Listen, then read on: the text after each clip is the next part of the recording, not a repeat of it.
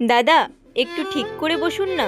ও sorry, এবার ঠিক আছে ম্যাডাম। কি দাদা, এটা ঠিক করে বসা হলো? একটু তো ভালো করে বসুন, সামনে মেয়ে বসে আছে, একটু তো অ্যাডজাস্ট করে নিন। দাঁড়ান দাঁড়ান, আমি কিছু করছি। আরে দাদা, আপনি বারবার এটা কি করছেন? একটু ঠিক করে বসুন না। কখনো আমার পা ভিতরে দিয়ে দিচ্ছেন, কখনো নিজের পা ভিতরে দিয়ে দিচ্ছেন। আপনি কি এটা জেনে বুঝে করছেন? না না ম্যাডাম, আমি সেরকম ছেলেই না। আরে দাদা কি করছেন এটা? মেয়েটা যখন ঠিক করে বসতে বলছে ঠিক করে বসলেই তো হয়।